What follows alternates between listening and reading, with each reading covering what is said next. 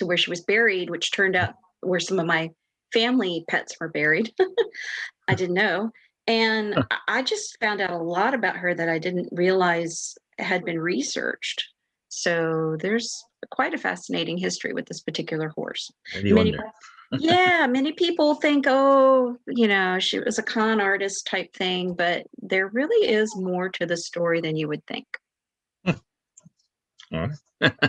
Mhm. All Okay, right. well, we're started up, looks like. So, Okay. Well, welcome to our Spirited History series. Today, we're going to be talking about the amazing Lady Wonder, Psychic Horse. And I'm going to be your host, Leanne Ball. So, I always like to start out with a little bit about myself if you're new to the Spirited History series. I'm a historian and folklorist. I'm also a radio host of a show called Spirited History, heard every Friday night at 8 p.m. Eastern Standard Time on the ParaX Radio Network. And we highlight historic sites with a spirited past. So, we do talk about some of the specialness about a location, especially their haunted tales or legends. I'm also a retired business owner. For 25 years, I ran a company called Creative Movement Connection, which facilitated ancillary activities for early childhood educators and daycare students. I taught music, art, history, science, and really enjoyed it for many years, 25 years. And after quite a while teaching, I just decided it was time for me to retire and embrace my other passion, which is history and what makes a historic location unique. And I was a historic site coordinator for two local large scale plantations here in Virginia. Right now, I'm focusing Spirited History not only as a radio show, but offering classes, lectures, presentations, and fundraising events that highlights the unique history that each location has. Currently, my private projects are as consultant and researcher for two locations here for their enslaved history. And then in the fall, my project that took about 9.5 months during this pandemic, which was securing a historic marker for the roadway for a local historic site. And that will be placed in ground this fall. So I'm very excited about that.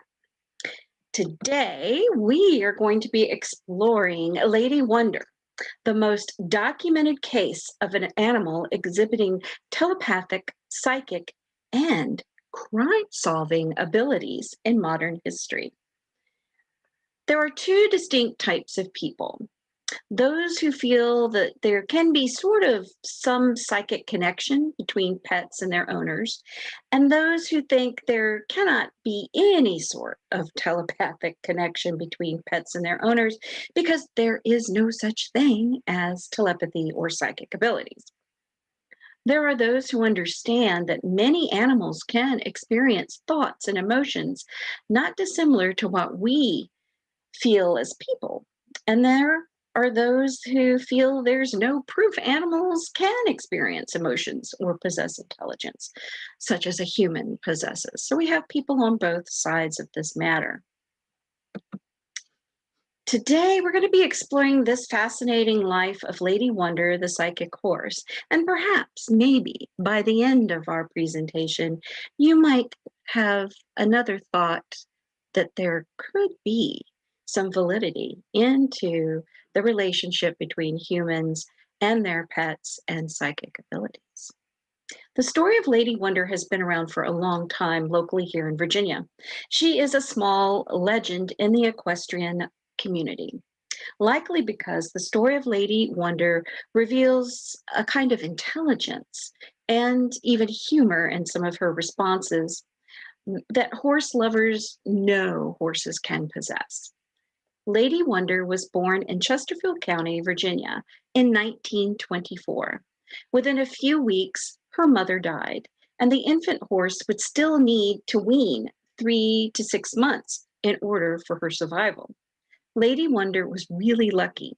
She became a gift to Claudia D. Fonda from her husband, Clarence Fonda. And here we have a newspaper clipping that shows Miss Fonda with Lady Wonder. Claudia was familiar with horses, having raised and trained Shetland ponies, but she was far from an expert on horses. Claudia Fonda would bottle feed Lady Wonder, let the colt follow her everywhere, and interact with the horse as much as a mother would with a child. Acquiring some large block with letters on them, Claudia Fonda and Lady Wonder would play games, not unlike with any child. Sometimes Claudia Fonda would spell out words and tell Lady Wonder what they meant. At 2 years old, Lady Wonder would play with other children, sometimes engaging in a game called Hide the Thimble. Lady Wonder not only understood this game, but she would always find that thimble. Clarence and Claudia Fonda also noticed that Lady Wonder would come running just before they would call her. Both began to feel that there was something very special and different about Lady Wonder. Now, when she would sense their call before they would call them, it wasn't on her schedule. It was whenever she went to call for the horse. Claudia Fonda worked at a local Clarence Fonda, her husband, worked at a local ironworks. And by all accounts, he was pretty good with his hands and making things. He devised and built a contraption that would allow Lady Wonder to communicate. Basically, Clarence built a sort of horse typewriter.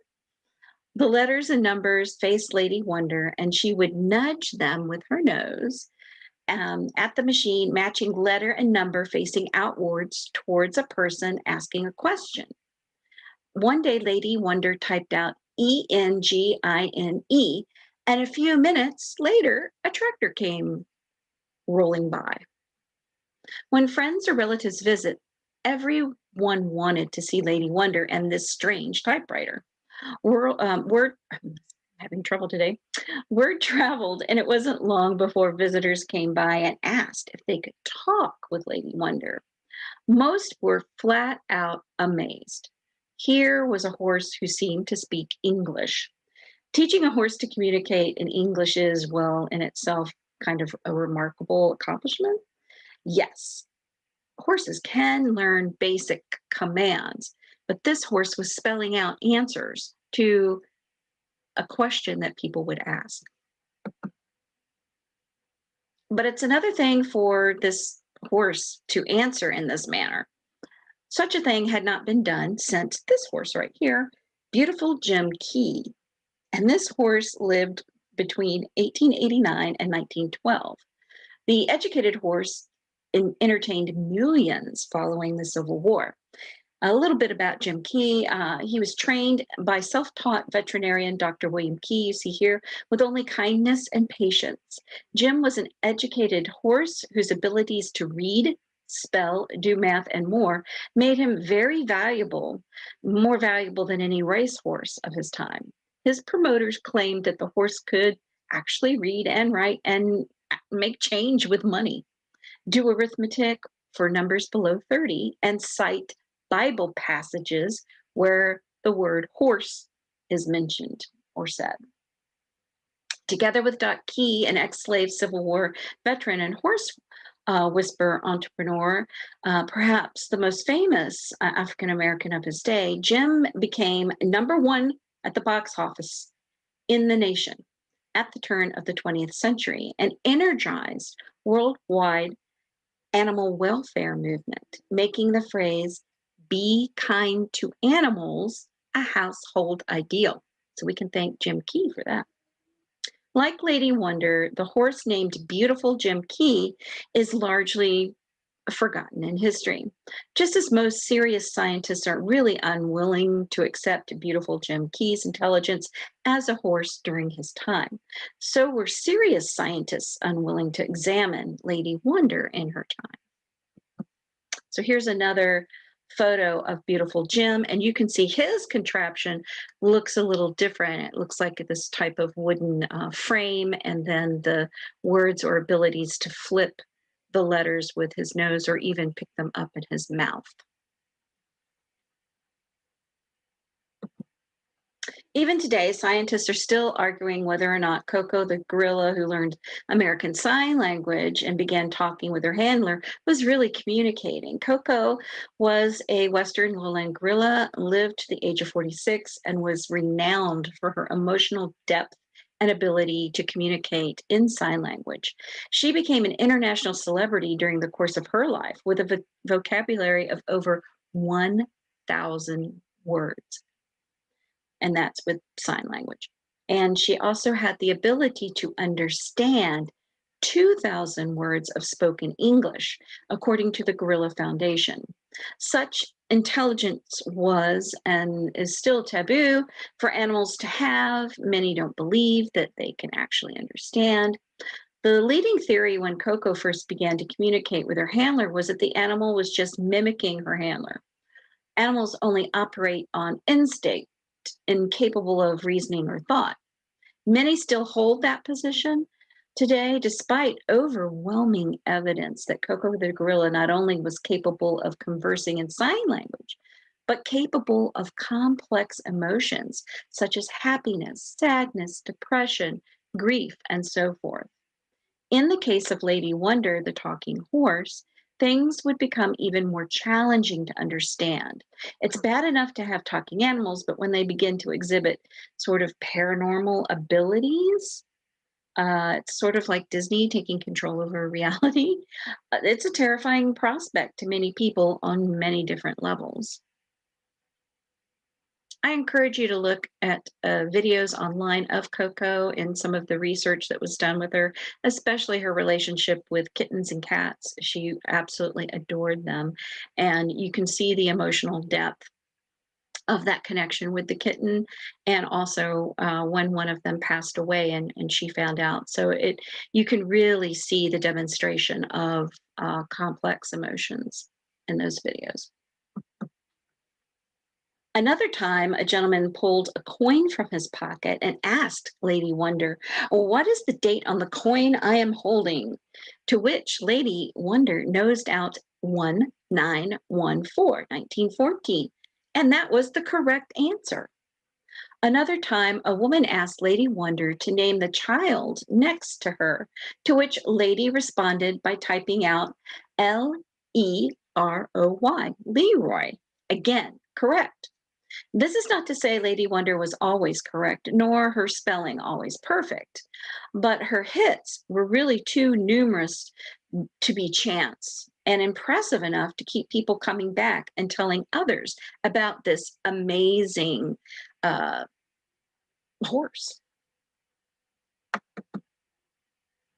Here's our 1914 coin. And here we go to Rhine, the Rhine Institute, Joseph Banks Rhine. And this is interesting to me. By 1927, Lady Wonder was caught up in a media frenzy to get more information about Lady Wonder. And she kind of got the attention of Joseph Banks Rhine, a professor at Duke University, who had a serious interest in studying what was then called telepathy. J.B. Rhine would go on to be called the father of parapsychology. In fact, he coined the term parapsychology, and he would also coin the term extrasensory perception, or ESP for short. Rhine had actually debunked other supposedly talking animals by revealing that owners and handlers were consciously or unconsciously cueing animals on how to respond to the questions. He also had investigated and debunked several psychics, in which one case drew the ire of Sir Arthur Conan Doyle, who called Professor Rhine an ass for doing so. Still, Rhine felt there seemed to be something to the phenomena called telepathy and began applying science towards to the better understanding of this phenomena. Between December 1926 and January 1927, J.B. Rhine, PhD, with his wife Louisa Rhine, PhD, William McDougall, professor of psychology at Duke University, who also taught at Oxford University and Harvard, made the brave decision to formally test Lady Wonder for telepathy and ESP, something for which the scientific community would never forgive them. The results were published in the Journal of Abnormal and Social Psychology, Volume 23, 1929. The conclusion the researchers found was that Lady Wonder did exhibit telepathic ability.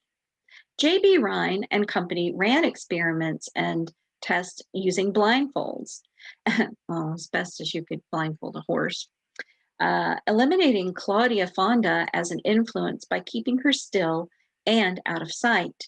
They used sets of random numbers and letters for Lady Wonder to guess. They used cards with pictures, designs which a researcher held and Lady Wonder would identify. In Rhine's research, he and his team showed that Lady Wonder's correct responses to questions were above statistic coincidence. In April of 1928, J.B. Rhine and some of his team returned to see Fonda and Lady Wonder for some additional testing.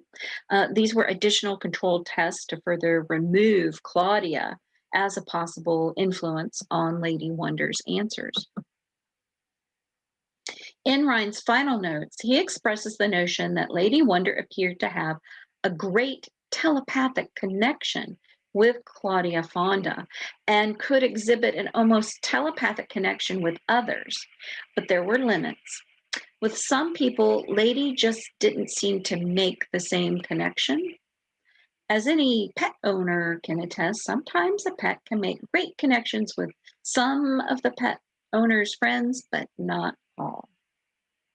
Rhine also described an almost trance-like state Lady Wonder entered when answering questions. At the time of 1928, Lady Wonder was still a youngster and was sometimes a bit rebellious. Rhine wonders in his notes what Lady might display in ESP at a later age with more training. When Rhine's results were published, he really took considerable criticism from skeptics of the scientific community for even attempting to test an animal for telepathic ability. Rumor has it that Rhine would later be forced to revisit Lady Wonder and write that it might be possible Claudia Fonda was cueing Lady Wonder, but he refused to withdraw his original study. So he really stood by his research that Lady Wonder had some type of telepathic ability. So how did Rhine conduct his tests? Well, he used screens so that Lady Wonder and the owner could not see each other, and by the prevention of voice directions, that conscious signals and unconscious guidance theories were disposed of. This left only the telepathic explanation, the transference of mental influence by an unknown process. Nothing was discovered that failed to accord with it, and no other hypothesis proposed seemed tenable in the view of the results. The experimenters, however, are still devoted to the end of more and better evidence and are interested at this stage in obtaining not so much credence as assistance in securing more evidence. So they're really wanting to look further into what this telepathic ability Lady Wonder seems to have. And you can purchase this abstract if you want to read through it from the Rhine Institute at psycnet.apa.org. And you can go through their catalog and purchase a copy of that. It would seem Lady Wonder really didn't care if people believed or disbelieved in telepathy. What she would do is begin displaying even more impressive psychic talents, as impressive as any noted human psychic. Around July of 1927, other groups of interested scientists came to visit Lady Wonder, among them a Dr. Franklin Johnson, professor of psychology at the University of Richmond, accompanied by Dr. R.F. Gale, neurologist, and Dr. H.D.C. McCallaghan.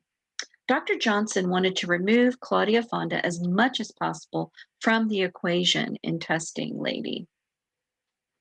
What better way to do that than asking questions that Claudia Fonda didn't know the answers to? Part of Dr. Johnson's experiments also involved not allowing Claudia Fonda to have any physical contact with Lady as he was asking questions, and having Claudia Fonda turn her back and close her eyes while questions were put to Lady Wonder. Dr. Johnson also wanted to test the theory put forth by critics that Lady Wonder was reading people's facial expressions as she gave her answers. Many skeptics felt Lady Wonder was just a sort of a recreation of an intelligent horse from the past called Clever Hans. And here he is on this slide. Clever Hans was a horse that was claimed to have performed arithmetic and other intellectual tasks. After a formal investigation in 1907, psychologist Oscar Punkst demonstrated that the horse really wasn't performing these mental tasks, but was watching the reactions of his trainer. Clever Hans was able to provide the correct answers to questions because the horse could read small changes in people's facial and body expressions called visual cues. So that's how Clever Hans was able to answer questions. He wasn't telepathic, did not have special abilities. He was trained. One of Dr. Johnson's tests involved not allowing Lady Wonder to see anyone's expressions before answering questions. Ryan seems to have run a similar test in his report. After his testing, Dr. Johnson would comment that he felt it was possible that Lady Wonder was reading people for visual cues, but how she could give correct answers when she could not see the questioner or when no one knew the correct answer at the time implied that there were mental influences involved not well understood. So the indications are that purely mental influence may be the cause of this phenomena. And he said, I'm not convinced the owner or the trainers are involved. So we have another set of scientists sort of giving clearance to there may be something more to what Lady Wonder is doing than just recognizing visual cues. There may be some type of mental influence, meaning telepathic. It wasn't long before a number of newspapers began reporting on this remarkable clairvoyant horse. This resulted in many people wanting to talk to Lady Wonder. Suddenly, this equine marvel was becoming a must-see tourist attraction and one of Virginia's most famous horses. For a time, Claudia Fonda never asked for payment. She eventually decided that if the public wanted to talk to her horse, they needed to compensate her and her husband for their time, effort, and hospitality. So Claudia began collecting $1 for 3 questions for adults with a special discount for children. Eventually, Claudia began traveling Lady Wonder to various events, if for no other reason to get the strangers out of her yard and off of her property. Claudia would call Lady Wonder her educated horse, likely a nod to the remarkable intelligent horse, Beautiful Jim Key, a horse who became that champion for American Humane Society and the American Society for the Cruelty to Animals, the Prevention to Cruelty to Animals during the late 1800s. And it's fair to say the horse called Beautiful Jim Key and his handler, William Key, were the first nationally recognized advocates for animal rights, way ahead of their time. Here we have a little business card here for Lady Wonder and how much it would cost. Here's a Associated Press reporter, Paul Duke, was astonished when Lady Wonder revealed not only his name, but also his birthplace and the correct amount of his yearly salary. During one of Lady Wonder's performances in April of 1930, At the Pimlico racetrack in Baltimore, Maryland, the psychic horse was asked to pick the day's winning horses.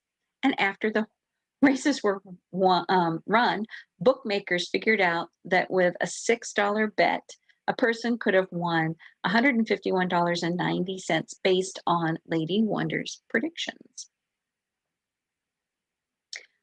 The main complaint that people had about Lady Wonder appeared to be that sometimes she would have trouble correctly spelling the winning horses' names.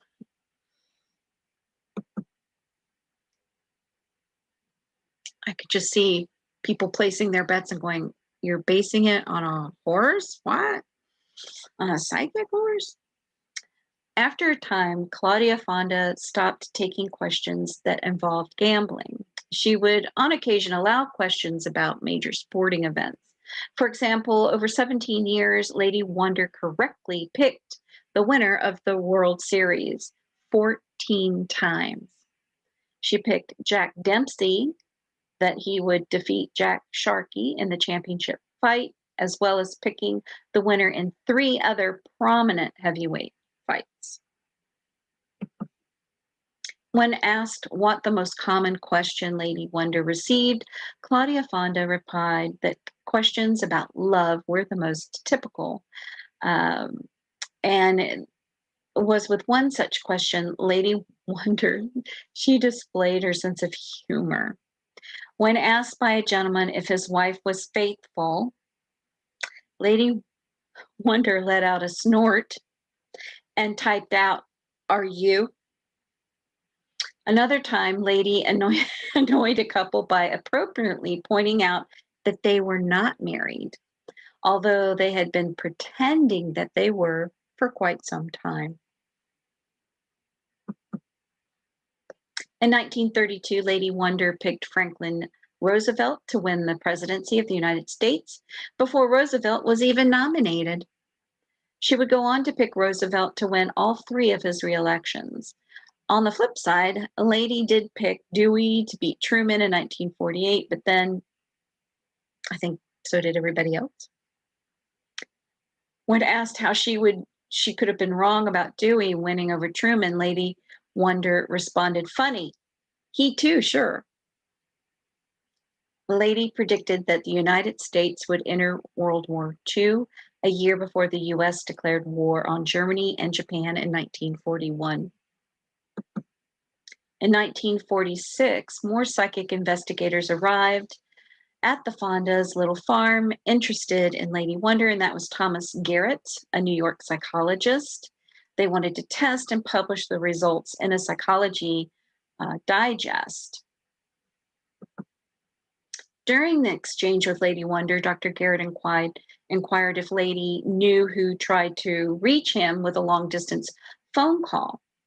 All Dr. Garrett knew was someone named Murphy was trying to reach him from New York. Lady typed the name Pat, and when Dr. Garrett asked why Pat had called, Lady indicated that it was about Pat's wife, Diane Ross.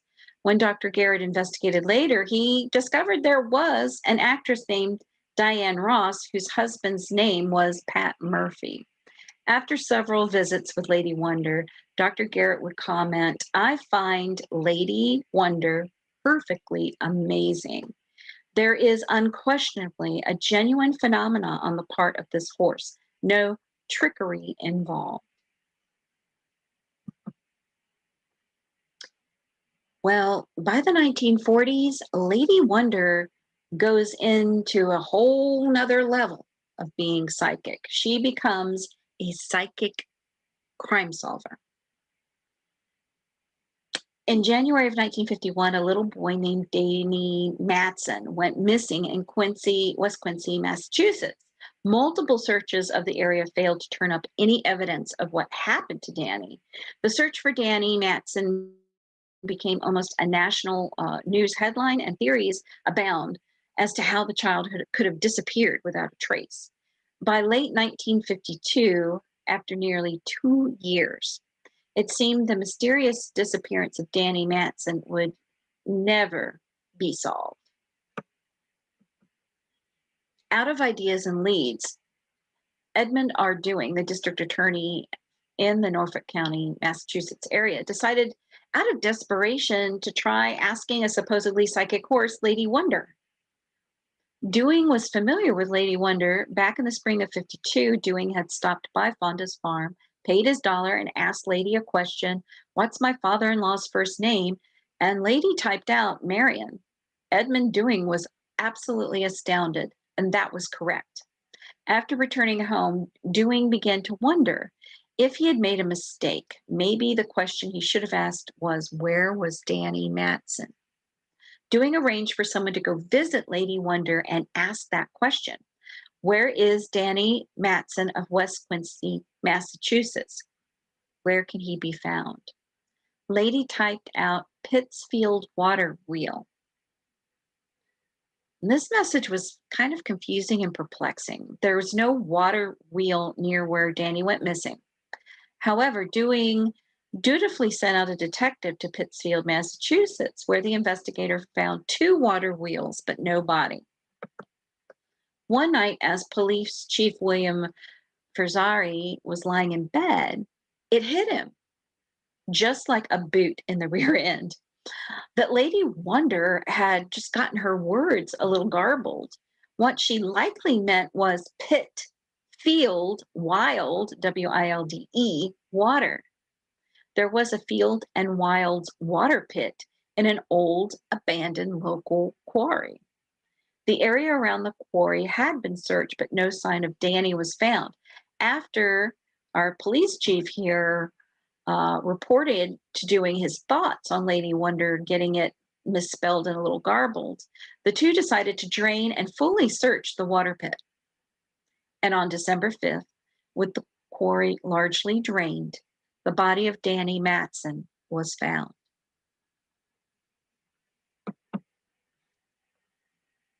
With all this buzz about Lady Wonder, a reporter for the Associated Press, Paul Duke, decided it was time to go and do a formal interview with this supposedly clairvoyant horse.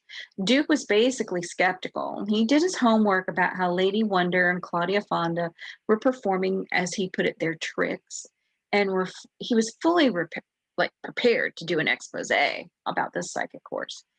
But he came away with a completely different opinion. In a nationally released article, the headlines like "Writer Changes Mind About Lady Wonder After Talk" told his story about meeting Lady Wonder. What Paul Duke found was a very gracious little old lady with a horse with remarkable talents. Paul Duke arrived with some prepared questions, some of which were intentionally meant to stump this clairvoyant horse. Duke asked if Lady Wonder knew his name. Lady Wonder typed out his name. Duke asked if Lady knew where he was born, and Lady typed out Bethlehem, Pennsylvania. Then Duke delivered his knockout punch. "How much money do I make weekly?" Lady Wonder typed out the exact amount. At that point, the skeptic reporter felt he was indeed dealing with this sort of unique phenomenon. On the 15 questions Duke asked, Lady got nearly all of them correct. His impression was that he was really talking with a horse.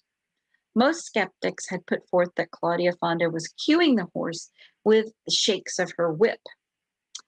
So as soon as Claudia Fonda stepped away for a time, Duke took the opportunity to ask a few additional questions. He asked Lady, "How do you do it?" And the horse hesitated a moment and then typed out M-I-N-D,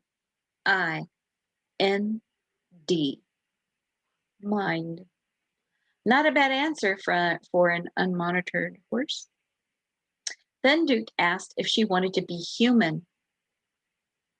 Y-E-S, yes, was the lady's response. Hardened national reporter Paul Duke was moved from skeptic to someone who felt there was something genuinely unique about Lady Wonder and her handler, Claudia Fonda. And you have to think about, this is back in the 1950s, okay, at this point, 30s, 40s, this is 52, 53. From today's perspective, we can just get online, you know, Google and find the answers pretty quickly. This is at a time where there were no computers. Getting correct information was very hard to do. We have someone living on a rural farm here in Virginia. Ladies Wonder's ability to access correct and little known information does seem pretty impressive. With the media coverage of Lady Wonder's apparent ability to find missing persons, Claudia Fonda was flooded with requests from both private individuals and law enforcement officials that she finally had to set a general um, sort of request. She would not take phone requests for Lady Wonder's help. People had to come there to her. I love this little homemade sign. Lady Wonder Horse will spell and subtract, multiple, divide, tells time, and answers questions. On December 7th of 1952, with news breaking about Lady Wonder locating the body of Danny Matson, the Richmond Times-Dispatch newspaper sent a reporter to ask Lady Wonder about her high-profile case of a missing child, Gary Heyman of Providence, Rhode Island, who had vanished in September of 1952. Lady typed out that the boy was hurt in a truck in Kansas with good people. Everyone jumped on the conclusion, logically, that the missing boy was in a truck in Kansas. Tragically, this didn't turn out to be true. Gary Heyman's skull and not his body was found in a remote bog not far from the school where he disappeared. It would have been interesting if someone would have considered that Lady Wonder's message was garbled just as Danny Matson's case was, and maybe searched locally for a truck with a Kansas license plate, or possibly searched car trunks with Kansas plates. I guess done a little more deductive reasoning, just like they had done in the Matson case, the Danny Matson case. The July 13th, 1953 editions of the Richmond Times-Dispatch newspaper reported that another skeptic had finished an investigation with Lady Wonder's talents, and Eric Staub of Nebraska, a professional horse trainer, said that he had come to see the celebrated mare truly was superior to other horses that he trained to do tricks. Although Staub announcing his findings was not conclusive, he was sufficiently impressed to challenge Clarence and Claudia Fonda, Lady Wonder's owners, to a contest between his trained horses and Lady Wonder. If Lady Wonder won, Staub said he would pay the Fondas $1,000. Well, the Fondas were not interested, they said, adding, "We never made any claims to her ability." Some of the shows and demonstrations began to taper off, and still Lady Wonder had another splash to make, this time in the newest form of television. Now, there were no televisions when Lady Wonder began her career as a mind-reading horse. In 1947, just over 50% of the homes had televisions, and by 1955, a whooping 80% of all homes finally had at least one TV. Television was quickly becoming a preferred medium to get one's news from. So they began to do television reports. Claudia Fonda had already begun a policy of keeping information private regarding those who came to ask personal questions or questions involving law enforcement, meaning she did little talking with the newspapers anymore.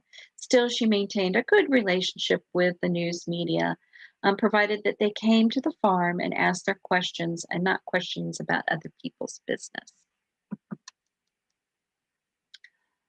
On October 11th, another young boy, a 3-year-old named Ronnie Wetcamp, wandered away from 3 playmates while in the yard of his home in Bloomington, Indiana.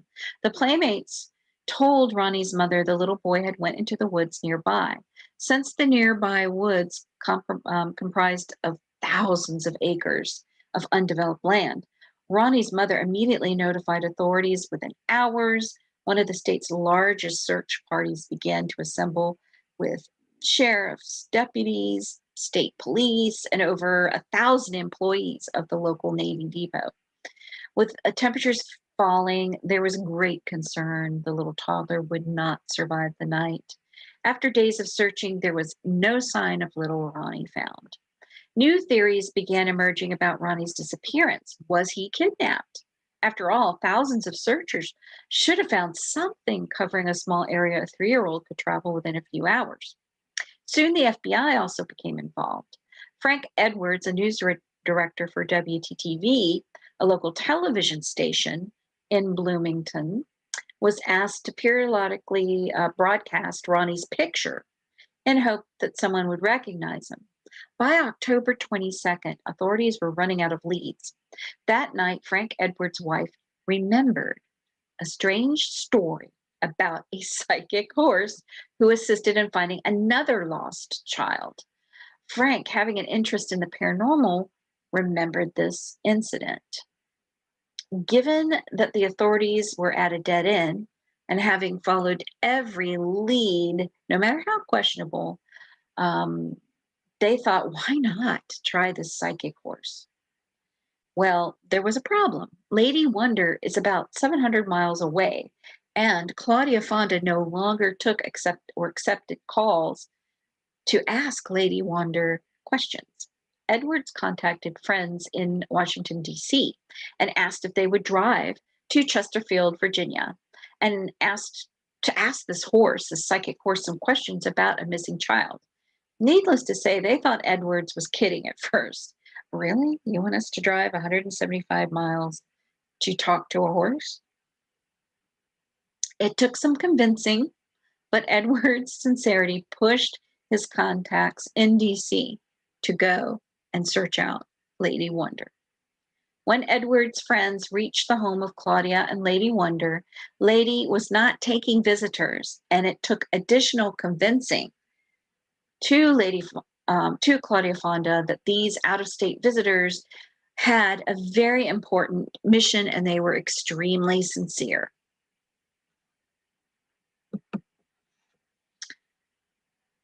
Well, the dialogue with Lady Wonder went like this. Visitors, do you know why we're here?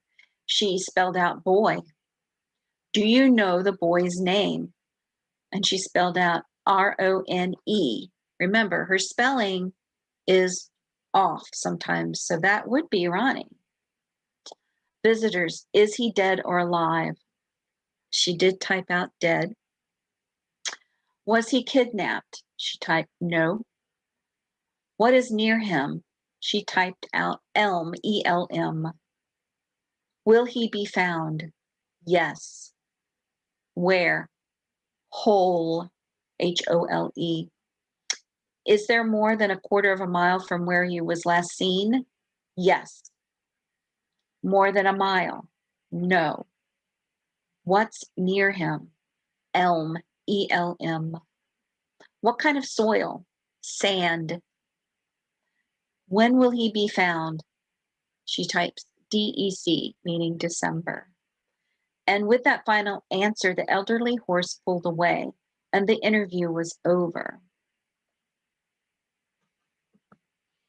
Visitors were a bit dumbstruck. They rushed off to telephone Frank Edwards and provide full details of their interview with Lady Wonder. Frank Edwards found himself in a very difficult position. Perhaps he had hoped for a tip to finding Ronnie alive. Now he had to decide if he should broadcast that a psychic horse said the boy was dead. In Edwards' own words, this is what he said. It was a difficult decision for me to make, but I finally decided to broadcast the replies just as Lady Wonder had given them, for what they might be worth, if anything. All other avenues which might have led to missing Ronnie Wittkamp had dwindled to nothing. Anything that might lead to his recovery was worth trying at that stage of the search. On October 24th, 1955, Edwards broadcast the story. Almost immediately, Frank Edwards and the station WTTV took heated criticism from around the state of Indiana. It ranged from ridicule to personal insults. All right, folks. Then on December 4th, as predicted, Ronnie's body was found. Authorities concluded Ronnie had been dead when Lady Wonder provided her answers. Ronnie had not been kidnapped. He had died of exposure not long after he had gotten lost. The boy's body was located in thick brush in a sandy gully a little over a mile from where he wandered away. There was an elm tree nearby. Whether Frank Edwards' broadcast was right or the wrong thing to do, what he did accomplish is producing a rather unique record of an animal's psychic detective work. I mean, that is unbelievable. She not only predicted the month of the condition he would be found in a gully, the soil, the elm tree. I mean, she had all of the markers right there. Unbelievable.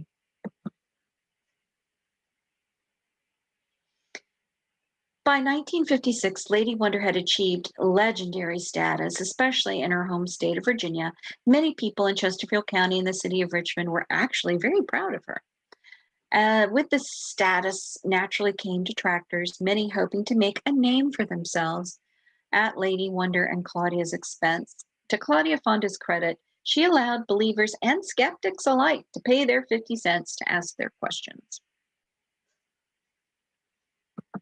One psychic debunker arrived in 1956, Milbourne Christopher, a noted magician. He showed up, asked a few questions, then revealed that Claudia and Lady Wonder were frauds because Claudia moved her whip to cue Lady. Christopher also claimed he fake wrote the number 9 to fool Claudia and then strongly visualized the number 1 because he wasn't supposed to think about the number 9, and asked Lady Wonder what he wrote down. When Lady nosed up the number 9, it all proved an elderly woman who must have had really good eyesight and an elderly horse were remarkable con artists in his view. But again, he's not supposed to think about the number 9, but he's thinking about the number 9. I think you're thinking about the number 9. John Scarney also showed up, who asked a few questions and was determined, just as our magician, that Lady Wonder was a fraud from his brief encounter. This seems rather ironic since Scarney's claim to fame was being an authority on gambling and being able to cheat at cards through card manipulation. He was again a magician, not a scientist, and as such offered no evidence of fraud beyond his own opinion, just like our magician. Apparently, Scarney visited Lady Wonder because he didn't like Rhine's conclusions, which contradicted Scarney's own opinion on how the universe works. It's surprising how certain people just completely dismissed J.B. Rhine's tests and experiments back in 1927. Those tests took place over the course of a year and ran for a total time of over a week. One such test involved Rhine secretly writing down the words Mesopotamia, Hindustan, Carolina, and then asking Lady Wonder what words he had written on the pad in his hand. And Lady Wonder typed out all 3 words correctly. Also, Rhine had the collaboration with other university professors, as did Franklin and Garrett during the testing. Christopher, as Scarney, seems to have asked just a few questions, not like the answers or the behavior of the horse and trainer, and then offered up themselves their own opinions as to the proof one needed that everything was a fraud.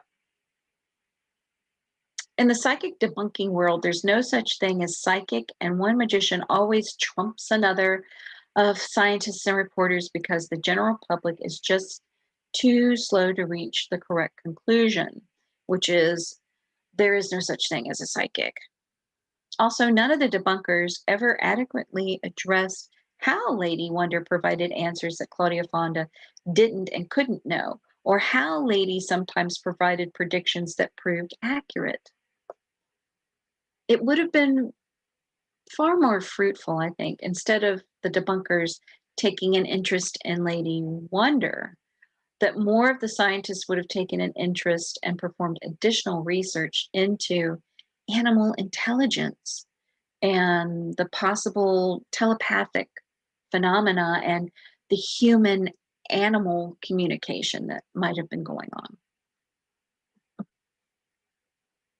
During my research, I found an article in our local paper that stated that Lady Wonder retired at the age of 27, but much of her crime solving abilities occurred when she was 30 years old, which usually the lifespan's, I think, between 25 and 35 years old, years for a horse. On March 1st, 1957, Lady Wonder passed on from heart failure. She was 32 years old. In her time, she would meet over 150,000 visitors. The vast majority came away impressed. Locally, people still share stories of visiting Lady Wonder. Lady Wonder would type, "I love you," when she liked a visitor, and type, "No like me," when she thought a visitor did not like her. Newspapers would report Lady's passing from New York to California, making the front page news in Richmond, Virginia. Some of the neighbors whispered that it was Claudia who was the real psychic and Lady Wonder was just her prop. But very few kind of bought that conspiracy. There was a small gathering of 30 people at Lady's funeral where a minister read the poem An Arab's Farewell to His Horse. And part of the poem goes like this: "Yes, thou must go, the wild, free breeze, the brilliant sun and sky, thy master's home. From all of these, my exiled one must fly. Thy proud dark eye will grow less proud, thy step become less fleet, and vainly shalt thou arch thy neck, thy master's hand to meet. Only in sleep shall I behold that dark eye glancing bright. Only in sleep shall hear again that step so firm and light." Lady Wonder was buried in Michaels Road's Pet Cemetery, now known as Pet Memorial Park in Henrico County, Virginia. But her legend continues, especially within the equestrian community, and rightly so. In the 1990s, a local newspaper interviewed a former neighbor of the Fondas who believed Claudia Fonda was the real psychic of the team and communicated with the horse by telepathy. Lady Wonder would create national and international controversy over animal intelligence and psychic abilities, be tested by a number of scientists and experts, do some crime solving, and would even receive press coverage from as far away as Singapore. Lady Wonder will go down in history as being one of the most famous psychic horses. And I have a couple books that I do recommend. One is Horses Miracles: Inspirational True Stories of Remarkable Horses by Brad Steiger, Sherry Hansen Steiger. And in that, you'll find out a lot about Jim Key and the Illustrated History of Magic. This is Milbourne and Maureen Christopher, forward by David Copperfield, and that's kind of interesting. You can see some of the cueing and tricks that many of our magicians and mind readers would contrive to do. I wish there was a book on Lady Wonder. Any of our authors out there want to pen a book, contact me at spiritedhistory@gmail.com. I would be very interested in talking to someone about that because this truly is just a remarkable horse for her time. And her ability is just wondrous. That's why she's called Lady Wonder, the most documented case of animal exhibiting telepathic, psychic, and crime solving abilities. I have been your host, Leanne Ball with Spirited History. If you want to listen to my radio show, Spirited History is broadcast every Friday night at 8 p.m. Eastern Standard Time on the ParaX Radio Network. And you can go to our website, spiritedhistory.com. Also, we have our show is podcasted on Spotify, Apple Podcasts, and Podomatic. So you can find at least 5 to 10 of our past shows to listen to. And I want to thank everyone today for journeying through Spirited History with me. Thank you. Thanks, Ian.